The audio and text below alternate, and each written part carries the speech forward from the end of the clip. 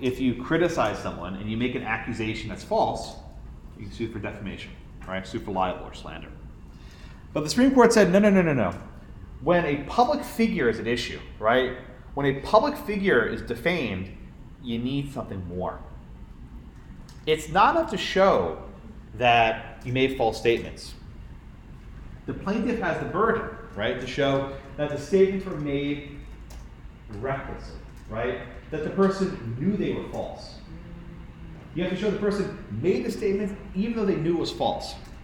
What if the person was just careless or sloppy or negligent, right? What if they were, I'm pretty sure it's right, I'm not sure. That's not enough. You have to show what's called actual malice. Actual malice, that you knew or you were reckless in making this false accusation. And unless the plaintiff can show that they were reckless in making this accusation, no judgment for defamation.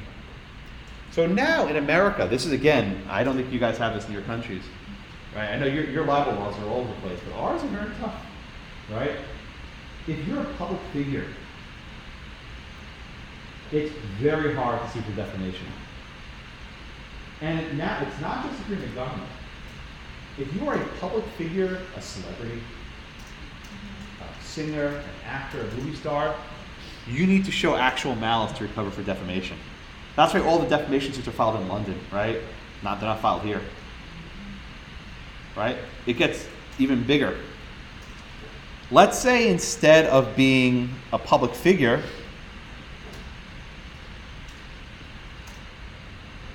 right, you're involved in a public event. Let's say that you are the witness to a assassination or some sort of big event, and you're a random person off the street. You're not famous, but because you're involved in a public event, you are now a public figure, and you can't sue for defamation. So let's say you say, I saw a president get assassinated, and I think that guy was the murderer, right? Or I make these defamatory statements. You have to show actual malice to get a recovery. It's a very stringent standard. A very stringent standard. Yeah? What is the definition of a public event? Oh boy, there's not a good line. I'll give you a recent example you may have heard of. A couple months ago, there was an incident near the Washington Monument where these boys were from Kentucky. And they were recorded on camera taunting an American Indian guy with a banging a drum. You remember this, right? And a number of newspapers wrote stories saying that these boys were racist and they were attacking this poor Native American, et cetera, et cetera. Turns out it was false, right? Turns out the Native American guy was actually antagonizing the students and was, basically coming up to them. These boys sued newspapers for defamation, and these cases are going through the courts. And the question is, were they involved in a public event, right? Now, they were just random teenagers. They weren't anything, but they were involved in a global story that went around the world. So does that make them sort of a public figure? And that's being litigated right now. It's a hard question. Okay? So the holding in New York Times versus Sullivan is that if a public figure sues for defamation, he needs to show that the false statements were made recklessly. The burden is on the plaintiff. The burden is not on the defendant. It's on the plaintiff, which reverses it, right? Usually, the defendant has to show the statements are true in defamation, right? Truth is a defense of defamation. But when there's a public figure, the burden's flipped.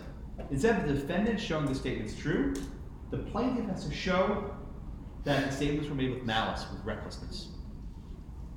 Which is, again, backwards how things usually work in defamation law. As a consequence, it's almost impossible for an American public figure to sue for defamation. It's almost impossible. It's really hard, so they just don't do it. They go to London instead. Yeah, I think there was a story about Melania Trump that made the Daily Mail, one such newspaper. They didn't file a lawsuit in New York. They filed a lawsuit in England. And they settled the case because the libel laws overseas are much more generous. I don't think I'm a public figure, so curse away at me. But no, I don't think it works. Okay, any questions on Sullivan? By the way, one note, New York Times is a corporation. Corporations have free speech rights just the same. So keep that in mind. Newspapers are corporations. Okay. Number 80. Oh boy, we're almost done. Number 88. Snyder versus Phelps. This is a tough case. Has anyone ever heard of the Westboro Baptists? The what? The Westboro Baptists. These are pretty awful human beings. They go to funerals and they protest. What do they protest about? They believe that the United States is engaging in sin for supporting homosexuality and abortion. So to protest gays in the military, they go to the funerals of soldiers who were killed in combat and they protest.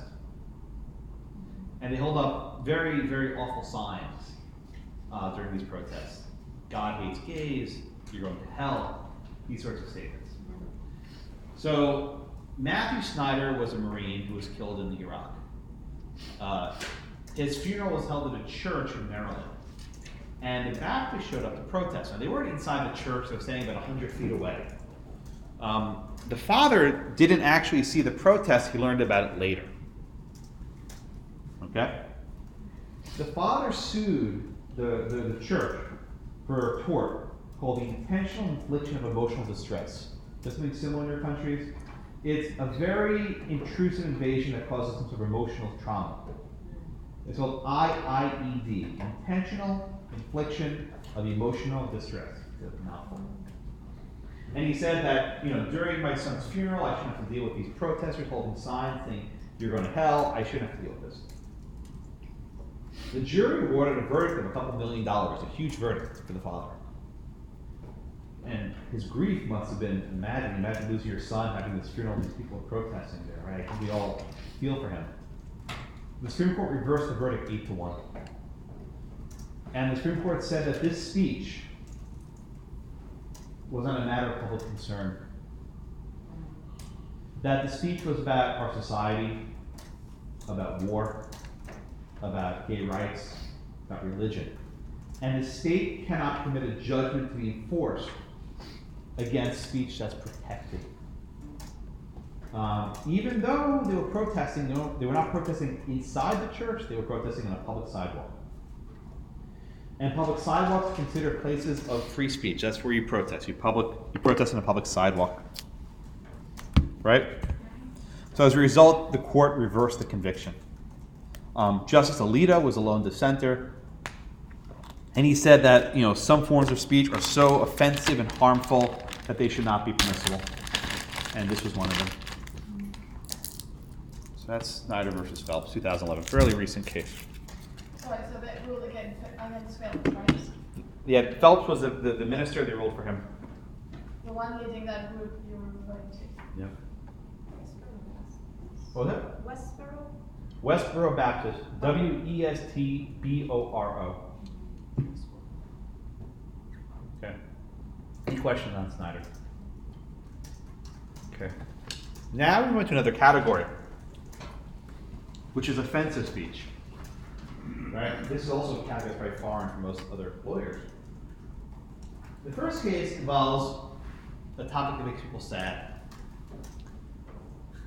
Does anyone know what a crush film is? Crush film? You're all good human beings. There is a type of fetish, pornography, which involves women in high heels crushing small animals. I always hate that reaction. It's pornography. Bunnies and you need to know this for the case. Yeah, people, right? The internet, everything. The law made it a crime not to actually crush the animal, that was a separate crime, but to sell a video or a depiction of the crush, right? The thinking was, if we ban the sale of these videos, it will dry up the marketplace. People won't want to make these videos anymore if we can't sell them. They also never heard of the internet, but whatever. Congress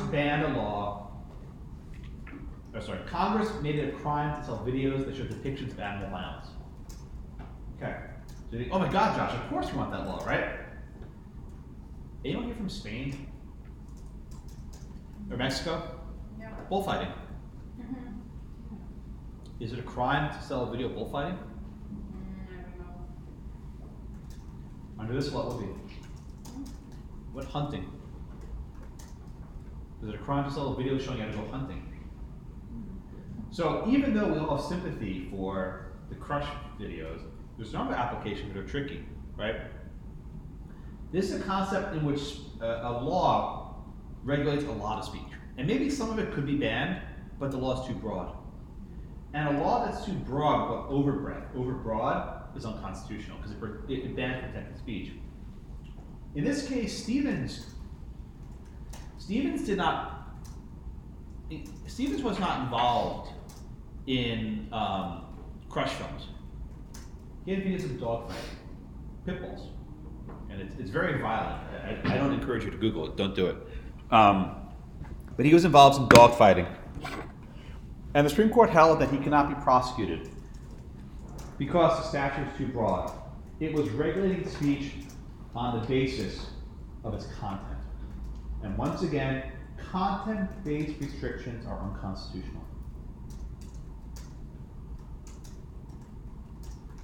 Is that different for example, executions or other types of crimes? Those are called, what do they call, not smush, what do you call one, there's a word for people being killed in videos. What's that word? It begins with S, I'm drawing a blank, but there are videos of people being executed. There are movies about that. Like actual videos and like. Yeah, of executions. I think it would be the same.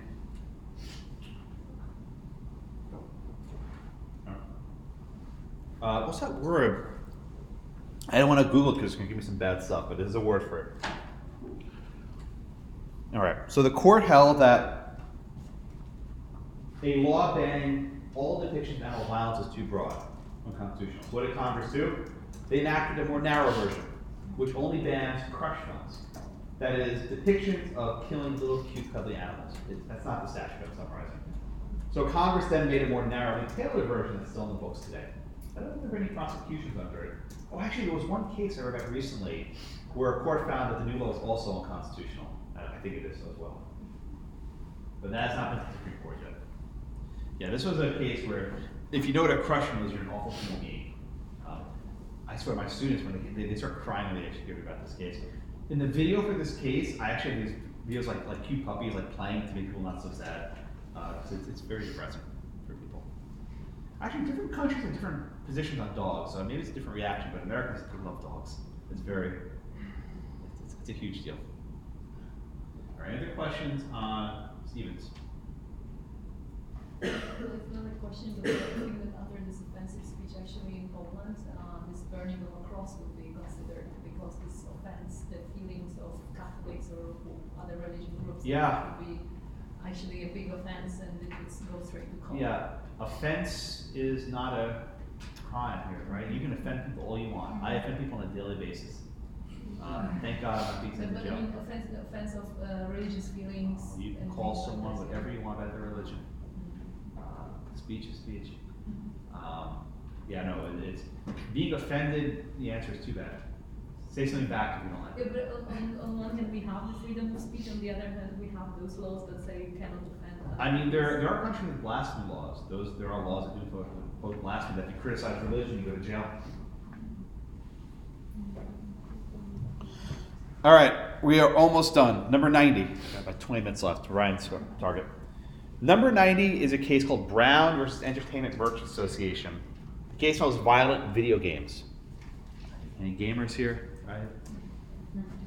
Video games have to be pretty real, pretty realistic. And there are, you murder someone, you rob someone, sexual assault. There's a wide range of conduct. I don't play video games. I have no hand-eye coordination. As you can see from my sitting on the table, it's not my strength.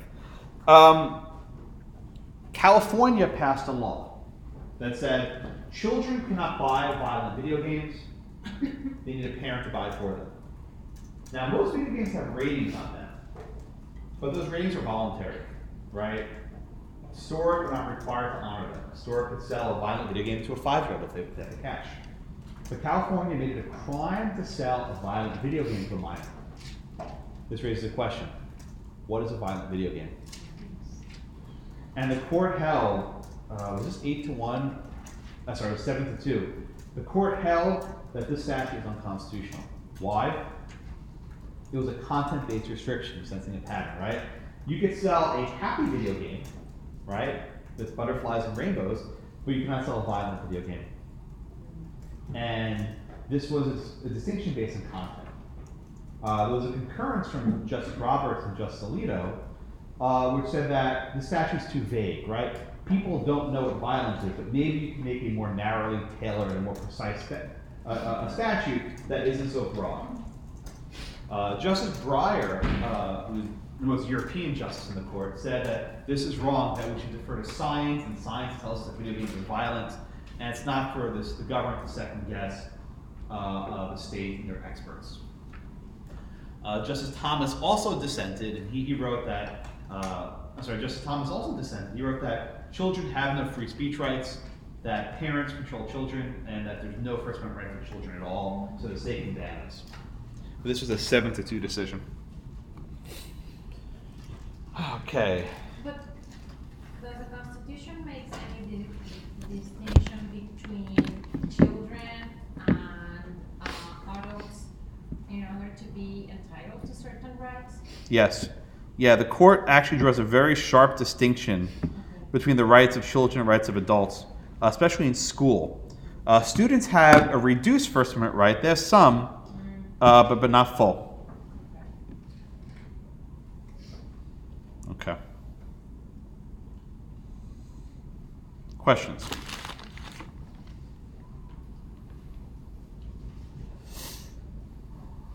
I have a Yeah, please. question that is not related to a specific topic. Considering that the Supreme Court decides such cases per year, do you think that the Supreme Court solved the subjects that worry or concern about the people? Let me be more clear. I'm sorry. I suppose What's your question again? I suppose American people feel concerned about many subjects Right. and the right of defense of many subjects. Do you consider the Supreme Court solve this problem when they judge cases in general, or they decide subjects that normal people, regular people didn't think about? I think I understand your question. The Supreme Court decides controversies. I don't think they persuade people. I think generally the court, when they approach a controversial topic, they're making a judgment about what they think people will accept or not. Sometimes they're right, sometimes they're wrong. But I don't think the Supreme Court decisions persuade anyone. I think if, think of like a train, right? I think the Supreme Court's like the caboose, the last car, that's sort of just following along and tracking back and forth, whereas the people are pulling the road. I think that's generally how it works. Does that answer your question at all? Yes, because at the Brazilian Supreme Court, sometimes cross lines, Oh, yeah. and the society is very worried because they try to judge on a lot of polemic subjects, and it's a problem. So I'd like to know if it's the same. You explained one case that they had a problem that it wasn't the ground versus Yeah, with the civil. education, but Well, generally the Supreme Court doesn't step too far out of line. More often than not, the Supreme Court follows the current political climate. But in the Brown case, they went to a decision that half the country really hated, and that was rare. And it took years for the court to actually implement that decision. Years, decades in cases. It's a good question. Right? Don't think that just because the Supreme Court says something, people don't have to like it. Right? People aren't, it's not gospel. It's not divinely inspired. Justices make mistakes. They reverse each other. They're human beings. And I think we should never lose sight of that. They're not gods. They're not oracles who can tell us what to do. They're not philosopher kings. Right? They're humans. and they don't dispute the power against the Congress, the Senate. They don't what the power? They don't dispute the power. No, they recognize other branches, and they usually try to be respectful of other branches. Usually, yeah. But does the right to have an offensive speech prevent me to ask for compensation accusation in civil court? I mean, you have the right to offend me, but can I ask? Nope. Because the court is an agent of the state. And for the court to award damages is state action, and the court cannot award damages based on my free speech rights. Right? You might be offended. You can't go to a court and ask for a judgment based on that, because then the court is complicit with punishing my speech. Yeah, very different. Yeah. Very different. Yeah. If you're offended, the answer is too damn bad. Or the answer is criticize me back. Right? We have the concept of a marketplace of ideas, that if one party is critical, the response is to criticize back, not to go to court. It's a good judgment. Even if I have a direct damage because A what? of a direct damage because of your speech. What kind of damage are we talking about? Like I get fired if I am in a company that someone's say out loud that I'm gay and maybe or I have AIDS and for any reasons they get me fired. Or There's something called tortious interference, where you interfere with someone's business relations, but that's protected by the First Amendment. If I say that you're a communist, right, and then you're fired because your boss thinks you're a communist, you can't sue me for that. That's my opinion. Right? I mean, maybe you're not a communist, in which case that might be defamation. I lied about your reputation. If I say, you know, if you're actually a communist, and I say you're a communist, then that's the result. And you can sue the one who fires you based on. Well, firing someone based on their political ideology is not always prohibited. In most states, you could fire someone based on the fact that they're communist. Some states you can't, yeah. Some states protect, for example, political party, right? You can't discriminate against someone because they're Republican, but most states don't have that regime. Right, you can't fire someone because they're a woman, but you can because they're communist. I mean, private employers. Like, if you, for example, you're a member of the Socialist Party of America, which is a party, that is not a protected status in most places.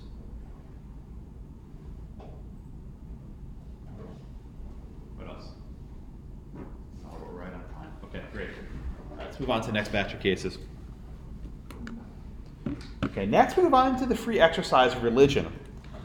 And these are cases that also might be maybe Poland might be a little bit closer, but most, I think, European countries have gone secular in a fairly radical way. Maybe Latin America might be a little bit different. But the First Amendment protects the right of free exercise, right?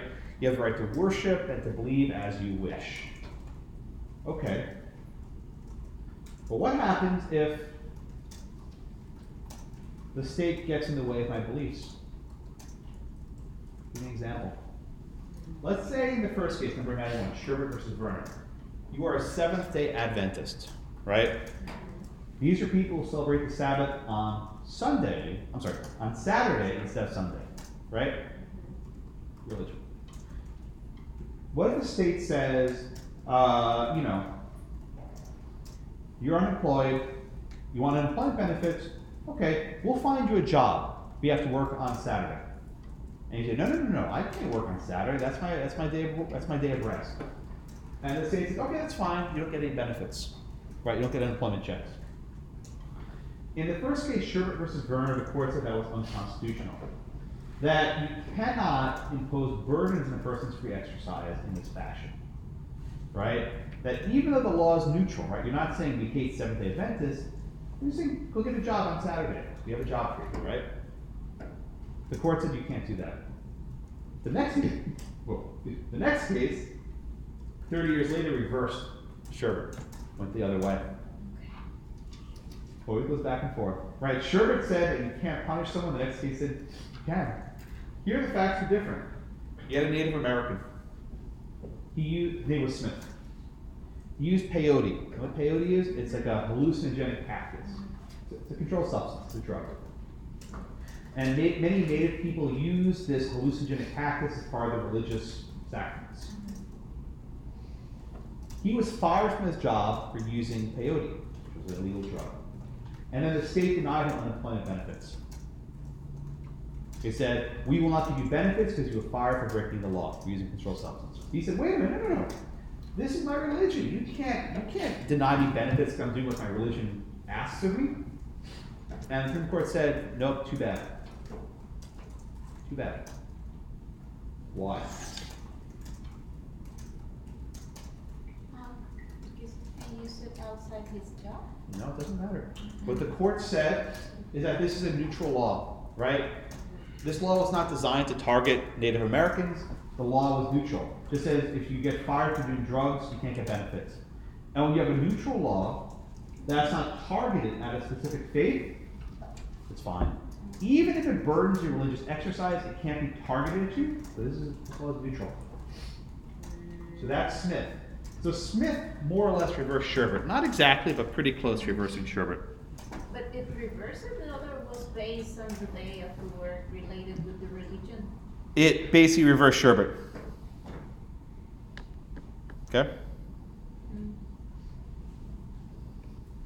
Okay.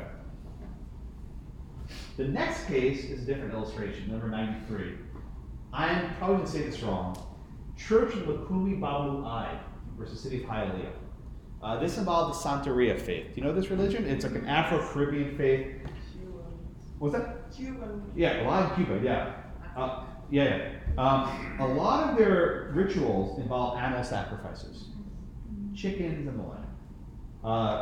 To most people, this is different. They don't like it.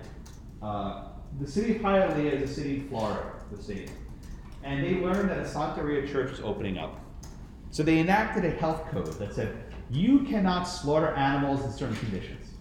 If you're making for food, it's fine, but you can't slaughter otherwise. The obvious reason why this law was enacted was not for sanitation, it was to prevent this church from conducting sacrifices. The Supreme Court said you can't do that. Because this law was targeted at a specific religion, specific faith, it was a violation of the Free Exercise Clause, right? This was not neutral. This is not like the ban on drugs in the peyote case. This was targeted at a specific religion and it was unconstitutional.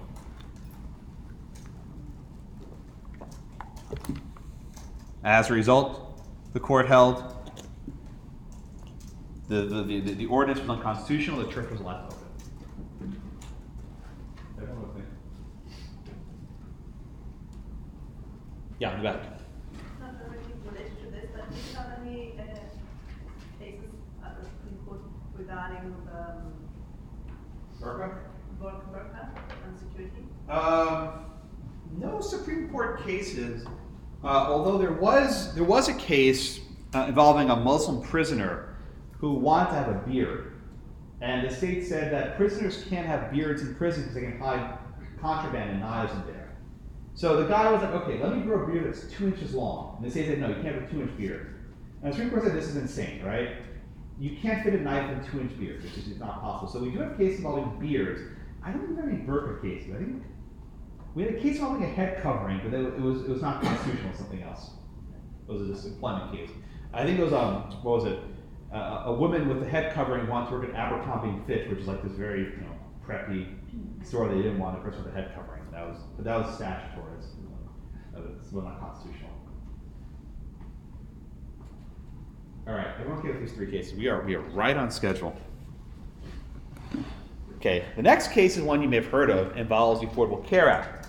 Burwell versus Hobby Lobby stores. What's Hobby Lobby?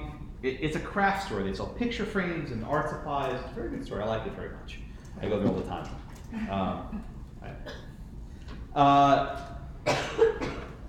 Under the Affordable Care Act, the Obama administration said that all employers had to provide their female employees with certain forms of birth control.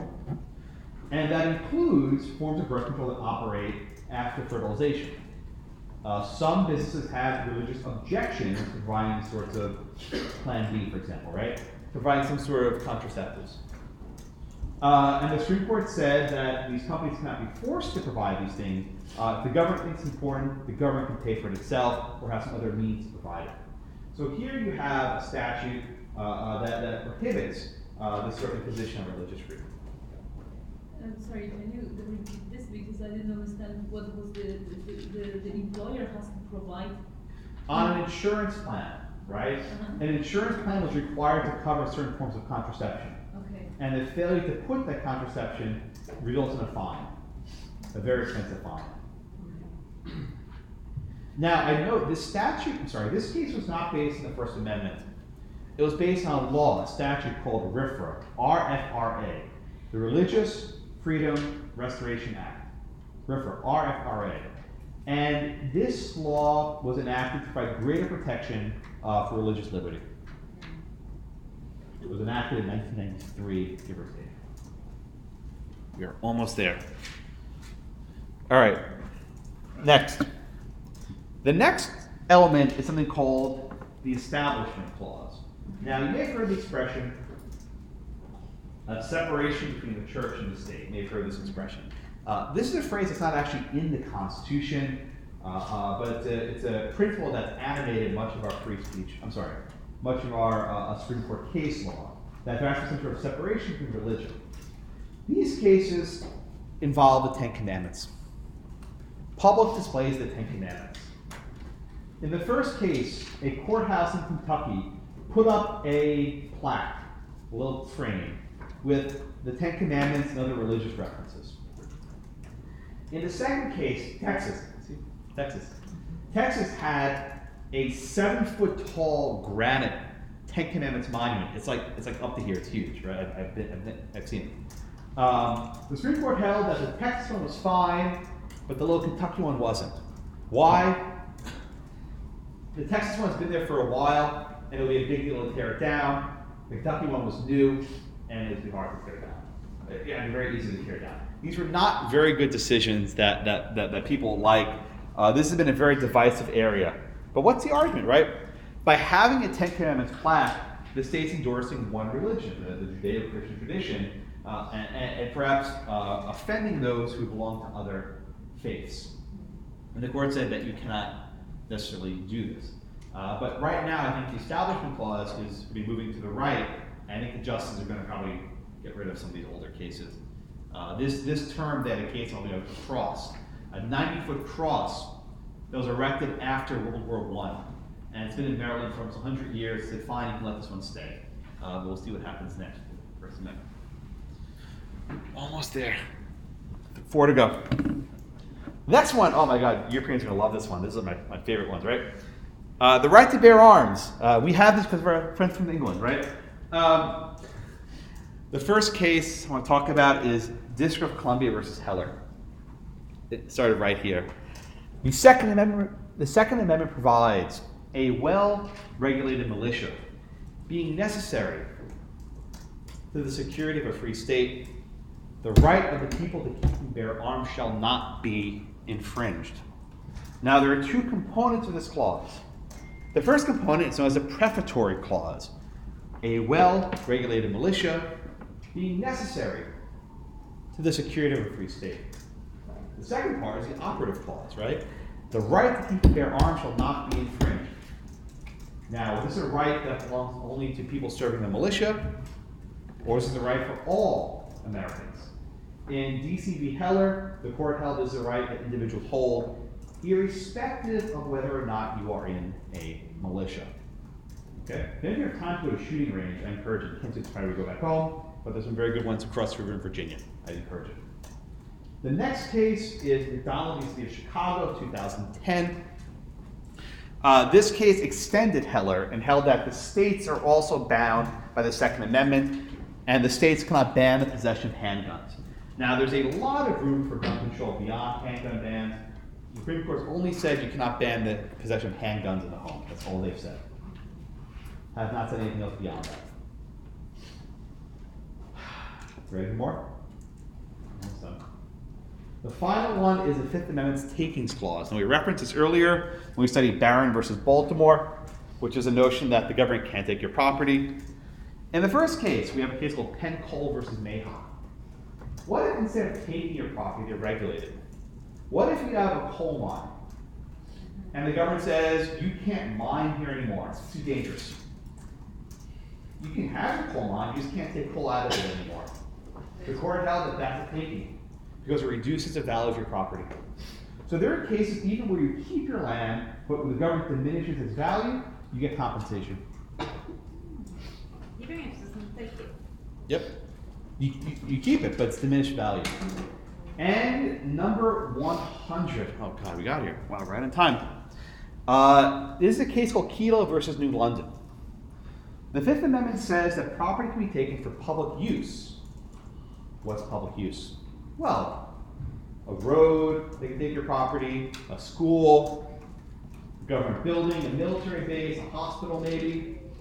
What if they want to take your house and build a hotel on it? Yes. What if they want to take your house and transfer it to a company to build a corporate headquarters? The Supreme Court held that public use means public purpose, and that a taking promotes the tax base and generates more revenue and improves the economy. It's a public use. So under Kelo, under the federal constitution, the government can take your property so long as it's being used to improve the economic well-being of the neighborhood. They have to pay you for it, but you're out of your home. Mic drop. I think I'm done. Any more questions? All right, thank you all so much, and good luck with your class. Please keep in touch. Thank you. You can clap. Thank you. And I'll leave my card up here. If there's anything, just give me a call. You just grab it on the way out. Thank you so much. How many did you get to? All 100. Right there, look. 100, got it. So this is a record, actually. I think by far. Told you I'd do it. You doubted me too. You really shouldn't doubt me. Now on Thursday, you'll spend almost an entire day on one case, so you'll get different.